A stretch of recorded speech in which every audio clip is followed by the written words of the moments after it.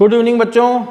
आज 11th class के लिए ये जो वीडियो आ रहा है गामा फिजिक्स क्लास में आपका, इसमें राउंडिंग ऑफ द नंबर, संख्याओं का पूर्णांकन एंड सिग्निफिकेंट डिजिट माने होता है और सार्थक अंक।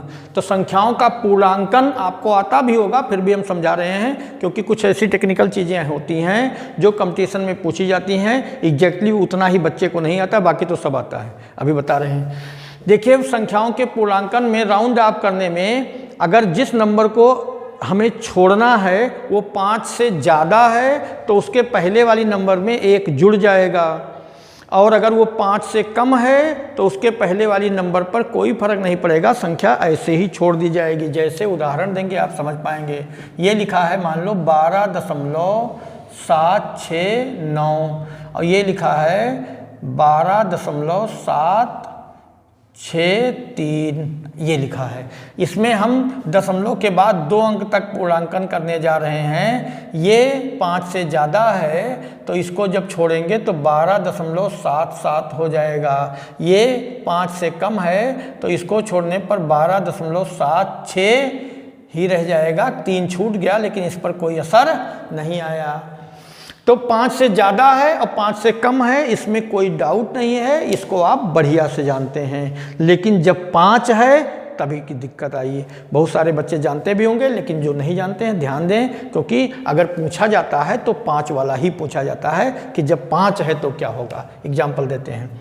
मान लीजिए ऐसे है, ये लिखा है 12.765, ये है 12.775।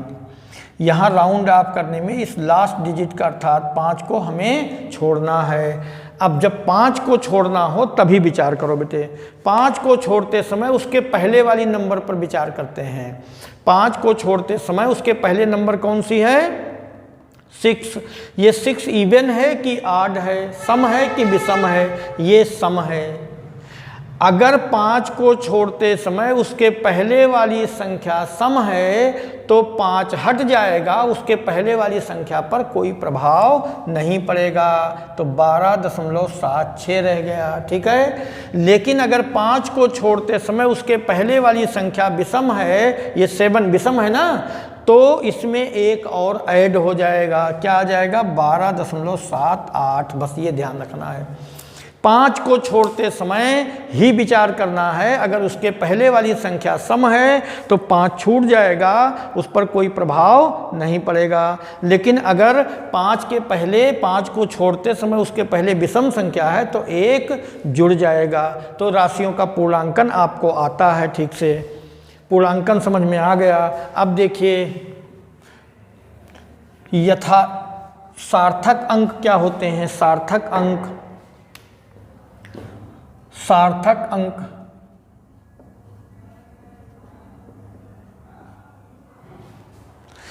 किसी भौतिक राशि में सभी यथार्थ अंक और एक अनिश्चित अंक मिल करके जितने अंक हो जाते हैं उसे सार्थक अंक कहते हैं। सभी यथार्थ और एक अनिश्चित अंक मिल करके सार्थक अंक होते हैं। ठीक है। अब समझाते हैं अभी आपको। जैसे मान लीजिए ये लिखा है 5.73, ऐसे लिखा है। इसमें 2 यथार्थ अंक है। 5.7 यहाँ तक यथार्थ है, 3 यथार्थ नहीं है, ये अनिश्चित है। कैसे अनिश्चित अभी बता रहे हैं। मान लीजिए ऐसे लिखा होता 5.733।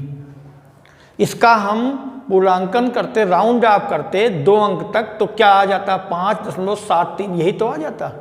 तो इसके बारे में ये नहीं मालूम था कि अगर पूर्णांकन करके आया है तो इसके आगे क्या लिखा था। अगर यहाँ पर 0 होता तो भी यही रहता, यहाँ पर 1 होता तो भी राउंड ऑफ करने पर इतना होता, यहाँ पर 2 होता तो भी राउंड ऑफ करने पर यही आता, 3 होता तो भी राउंड माने 4 तक यही आता। ठीक है। इसका मतलब इस 3 के बारे में अनिश्चितता है, थोड़ी पक्का नहीं है कि ये क्या था। हो सकता है पूर्णांकन करने के बाद ये लिखा गया हो, तो इसके बारे में बिल्कुल निश्चित रूप से नहीं कहा जा सकता। जैसे मान लो थोड़ी देर के लिए ऐसे होता 2 6 होता तब भी यही राउंड ऑफ करने पर यही आ जाता, 2 7 होता तब भी राउंड ऑफ करने पर यही आ जाता। इसका मतलब ये 3 वाला अंक जो लास्ट वाला अंक है ये अनिश्चित अंक है। अब मूल जो डेफिनेशन उस पर आ जाइए। किसी राशि में सभी यथार्थ अंक और एक अनिश्चित अंक मिल करके जितने अंक हो जाते हैं वो सार्थक अंक होते हैं। तो इस कितने सार्थक होंगे? ये 2 अंक तो यथार्थ हैं और ये अनिश्चित है, तो अनिश्चित है इसलिए ये 3 सार्थक अंक हो गए। ठीक है। अगर मान लीजिए इसी संख्या में ऐसे हो जाता 5.730, अब यहाँ पर 3 अनिश्चित नहीं रह गया, 0 अनिश्चित हो गया। कैसे 0 अनिश्चित हो गया? 0.1 होता तो भी 0 रहता, 0.2 होता तो पूर्णांकन करने पर तब भी 0 रहता, 0.3 होता तो भी पूर्णांकन करने पर 0 रहता। इट मीन्स ये 0 अनिश्चित हो गया। तो अब सार्थक अंक कितने हो गए? ये 3 तो यथार्थ अंक हैं और एक अनिश्चित अंक है, सार्थक अंक हो गया 4। यहाँ सार्थक अंक हैं 3। तो परिभाषा के हिसाब से क्या समझ में आया? किसी दी गई राशि में सभी यथार्थ अंक और एक अनिश्चित अंक मिलकर के कुल जितने अंक हो जाते हैं वही सार्थक अंक होते हैं। ठीक है। अब सार्थक अंक पता कैसे करेंगे? किसी भौतिक राशि में जो भी संख्याएं हैं, राशि क्या, जो भी अंक दिए गए हैं उसमें सार्थक अंकों का पता कैसे लगाएंगे? किसी संख्या के सभी अशून्य अंक सार्थक अंक होते हैं। जितने भी अशून्य अंक होंगे सब सार्थक अंक। जैसे लिखा है 2226.8, इसमें सार्थक अंक कितने हो गए बेटे? 2 2 4 1 5 सार्थक अंक हो गए। ठीक है। ये लिखा है 27.8, कितने सार्थक अंक हो गए? 3। ये लिखा है 2.694, कितने सार्थक अंक हो गए? 4। तो सभी अशून्य अंक सार्थक अंक होते हैं। दूसरा, अशून्य अंकों के बीच जितने शून्य आते हैं वो सब सार्थक अंक होते हैं। अशून्य अंक के बीच वाले शून्य 2 0 4 0 8, इसमें सार्थक अंक कितने हो गए? 5, क्योंकि ये शून्य भी सार्थक अंक हैं। तो अशून्य अंक के बीच पड़ने वाले सभी शून्य अंक भी सार्थक अंक होते हैं। ठीक है। अब फिर और देखिए, अगर किसी राशि में दशमलव बिंदु है और दशमलव के पहले कोई अशून्य अंक नहीं है, दशमलव के पहले सारे अंक शून्य हैं, तो दशमलव के तुरंत बाद वाले शून्यों को छोड़कर शेष सभी अंक सार्थक अंक होंगे। समझा रहे हैं? देखिए कैसे। अगर किसी संख्या में दशमलव बिंदु के पूर्व कोई अशून्य अंक नहीं है, जैसे दशमलव बिंदु के पूर्व सब शून्य ही हैं, तो दशमलव के तुरंत बाद वाले शून्यों को छोड़कर सभी अंक सार्थक अंक होंगे। तो दशमलव के तुरंत बाद 2 शून्य है, ये सार्थक अंक नहीं, बाकी जितने अंक हैं वो सब बाकी जितने अंक हैं सब सार्थक अंक हैं। 3 ऐसे होता 0.00090। तो दशमलव के तुरंत बाद वाले शून्यों को छोड़कर शेष सभी अंक सार्थक अंक होंगे। सार्थक अंक 2, ये 0 सार्थक अंक रहेगा। ठीक है। ये ऐसे दिया है, मान लो 0.009070, इसमें सार्थक अंक ये 4। ठीक है। ठीक है।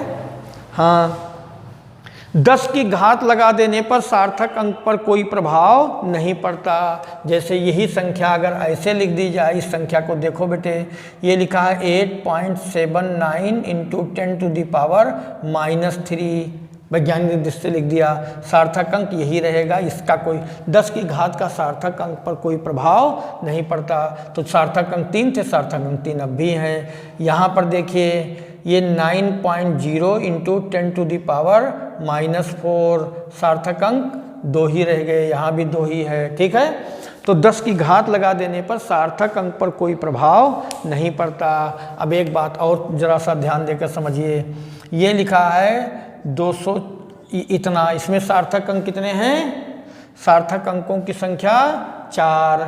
यहाँ पर कुछ किताबें ऐसी, कुछ बुक्स ऐसी हैं जिसमें कह रहे हैं कि यहाँ कोई मात्रक अगर लिख दिया गया तो ये सभी अंक सार्थक अंक होंगे। अगर मात्रक नहीं लिखा है तो ये लास्ट वाला 0 सार्थक अंक नहीं माना जाता है। लेकिन ऐसे समझिए, अगर कोई ऐसी राशि है जिसका मापन नहीं हुआ है, जिसको मेजर नहीं किया गया है, मापा नहीं गया है, तो लास्ट वाले 0 सार्थक अंक नहीं होंगे, ठीक है। लेकिन मापा गया है तो सार्थक अंक होंगे। कुल मिलाकर के आप इसको सार्थक अंक के रूप में ही बिहेव करना, क्योंकि जो भी आंसर बहुत सारी किताबें हैं, मैक्सिमम किताबों में यही माना गया है कि ये अगर दशमलव नॉन जीरो नंबर के बाद कोई 0 आ रही है तो सार्थक अंक ही रहेगा, ठीक है। ठीक, समझ गए। तो ये हो गया ठीक। सार्थक अंक किसी भौतिक राशि में, जैसे मान लो ऐसे लिखा है, ये लिखा है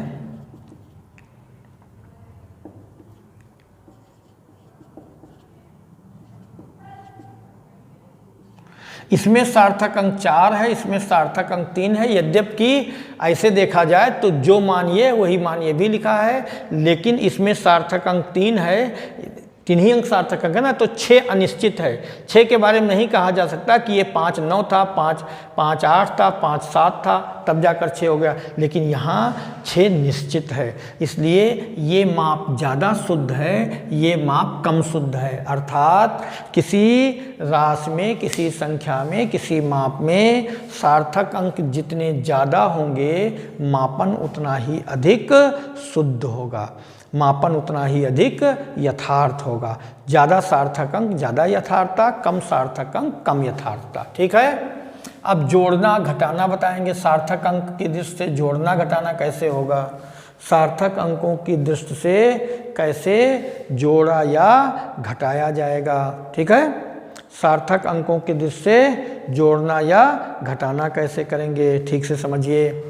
इधर देखिए, मान लीजिए ये लिखा है 20.76, ठीक है, प्लस 1.7948 प्लस 2.8 ऐसे। अब इसको हमें जोड़ना है, तो साधारण जोड़ने का तरीका जो है इसे जोड़ लेंगे, लेकिन जो सार्थक अंकों के दृष्टि से जोड़ने के लिए सभी संख्याओं को हम देखते हैं कि दशमलव के बाद न्यूनतम अंक कितने हैं। तो न्यूनतम अंक दशमलव के बाद इसमें 1 अंक है, इसमें 4 अंक है, इसमें 2 अंक है। तो दशमलव के बाद न्यूनतम अंक कितने हैं, उतने अंक तक सभी राशियों का हम पूर्णांकन कर लेंगे। तो इसको लिख देंगे 20.76 है, दशमलव के बाद इसमें 1 ही अंक है तो 1 ही अंक रखेंगे, तो ये 6 को हटाएंगे तो यहाँ 8 हो जाएगा। यहाँ पर दशमलव के बाद 1 ही अंक है, 1 ही अंक तो है तो 1 ही अंक यहाँ भी रखेंगे, तो 1.79 है तो यहाँ 8 हो जाएगा, और ये 2.8 हो जाएगा। इसको अब ऐड कर लेंगे, 8 या 24, 4 1 5 और ये 2, ये जोड़ हो गया, ठीक है। समझ गए। तो जोड़ने का तरीका सार्थक अंक की दृष्टि से समझ में आया। घटाने का तरीका भी एग्जैक्टली ऐसा ही है। जोड़ने या घटाने में, सार्थक अंकों की दृष्टि से जोड़ने या घटाने में दशमलव के बाद दी गई संख्याओं में न्यूनतम अंक जितना होगा उतने अंक तक सबका पूर्णांकन कर लेंगे और फिर सभी संख्याएं जोड़ दी जाएंगी, ठीक है। ये बात समझ में बढ़िया से आ गई, ठीक। अब घटाने में एक उदाहरण दे देंगे, आप जान जाओगे। ये मान लीजिए लिखा है 2.76 माइनस 1.5 ऐसे है। यहाँ पर हम इसको लिख देंगे 2.8 माइनस 1.5, बस घटा देंगे। 8 में से 5 जाएगा 3 और 2 में से 1 जाएगा 1.3, ऐसे हो जाएगा, ठीक है। क्यों, यहाँ छोटी राशि हो सकता है बहुत बड़ी बड़ी राशियाँ हों, तो सबको जोड़ करके फिर लास्ट में पूर्णांकन करें तो वो ज़्यादा समय लगेगा और छोटे छोटे क्वेश्चंस कंपटीशन वगैरह में इस टाइप के आते हैं। तो पूरी राशियों को जोड़ने के बजाय हम दशमलव के 1 अंक बाद या दी गई राशियों में न्यूनतम अंक दशमलव के बाद जितना होगा उतने अंक तक सबका पूर्णांकन कर लेंगे, उसके बाद हल करेंगे, ठीक है। जोड़ना घटाना हो गया बेटे। अब गुणा या भाग करना देखो क्या होता है। अगर राशियों का गुणा करना है उस समय जोड़ने घटाने में दशमलव के बाद कितने अंक हैं न्यूनतम, उस पर विचार करते हैं। गुणा या भाग करने पर पूरी दी गई राशियों में से गुणा, जिसको गुणा करना है उसमें न्यूनतम सार्थक अंक कितने हैं। जैसे मान लीजिए ये लिखा है 2.83 इंटू 1.4, ठीक है। तो अब यहाँ पर मान लीजिए 8 3 6, ठीक है। तो इसको हमें गुणा करना है। उस स्थिति में इसमें 2 सार्थक अंक हैं और इसमें 4 सार्थक अंक हैं, ठीक है। जब इसमें 4 सार्थक अंक हैं, इसमें 2 सार्थक अंक हैं, मान और भी राशियां होती तो गुणा या भाग करते समय जिसमें न्यूनतम सार्थक अंक होंगे बाकी सभी राशियों को उससे एक अधिक सार्थक अंक तक पूर्णांकन करेंगे। ठीक से सुनिए, गुणा या भाग करते समय दी गई राशियों में न्यूनतम सार्थक अंक जितना होगा, जिस राशि में होगा, उससे एक ज़्यादा सार्थक अंक तक सबका पूर्णांकन करेंगे। इसमें सार्थक अंक 2 है तो 3 सार्थक अंक तक पूर्णांकन करेंगे। तो 3 सार्थक अंक तक पूर्णांकन करेंगे तो यहाँ 3 6 लिखा है तो इसको 4 कर देंगे इंटू 1.4, इसको मल्टीप्लाई कर देंगे, जो आएगा यही आंसर हो जाएगा। ठीक है, एक उदाहरण और दे दें। मान लीजिए ये लिखा है 2.4895 इंटू 1.367 इंटू 2.9, चलो 2.9, चलो 9, एक और बढ़ा देते, 9 1 कर दिया। ठीक, इसमें सार्थक अंक कितने हैं 3, इसमें सार्थक अंक 4, इसमें सार्थक अंक 5। तो 3 सार्थक अंक हैं। अब सभी राशियों को हम 4 सार्थक अंक तक लिखेंगे। कितने? तो 4 सार्थक अंक तक लिखेंगे। तो क्या करें इसको, ये 5 को छोड़ते समय इसके पहले 9 है तो 1 जुड़ जाएगा, विषम है तो 1 जुड़ जाता है। तो क्या आ जाएगा 2.4, यहाँ 1 जुड़ेगा तो 9 1 10 हो जाएगा, यहाँ 9 0 इंटू ये 3 अंक हैं सार्थक, इसमें 4 है तो ये चारों रहेगा। जितने न्यूनतम सार्थक अंक जिस राशि में होंगे उससे एक ज़्यादा सार्थक अंक तक सबका पूर्णांकन किया जाएगा। इसमें एक ज़्यादा सार्थक अंक है ही 4 तक तो ये रखेंगे, इंटू 2.91 करेंगे, इसको मल्टीप्लाई कर देंगे। ठीक है, तो गुणा या भाग करते समय सार्थक अंकों के बारे में, भाग में भी यही होगा। भाग में अंश या हर में जो राशि सबसे कम सार्थक अंक वाली होगी सभी राशियों को उससे एक ज़्यादा सार्थक अंक तक पूर्णांकन कर लेंगे। उसके बाद जोड़ना या घटाना प्रारंभ करेंगे। ठीक है, तो जोड़ना घटाना नहीं, गुणा भाग का प्रारंभ करेंगे। जोड़ने घटाने में दशमलव के बाद न्यूनतम, ध्यान से सुनिए, जोड़ने घटाने में दशमलव के बाद न्यूनतम सार्थक अंक जितने होंगे सभी राशियों को दशमलव के बाद उतने ही अंक, सार्थक अंक उतने ही अंक तक पूर्णांकन कर लेंगे, फिर जोड़ देंगे या घटा देंगे। लेकिन गुणा भाग करते समय न्यूनतम सार्थक अंक जिसमें पड़ेगा सभी राशियों को उससे एक ज़्यादा सार्थक अंक तक पूर्णांकित कर लेंगे, फिर गुणा या भाग किया जाएगा। ठीक है, अंत में आंसर जो आएगा उसमें न्यूनतम सार्थक अंक जिस राशि में होगा उतने ही सार्थक अंक रखे जाएंगे। ठीक है, बस इतना ही आज का टॉपिक रहेगा, सार्थक अंक और सार्थक अंक की दिशा से जोड़ना या घटाना। ठीक है, धन्यवाद आप लोगों को।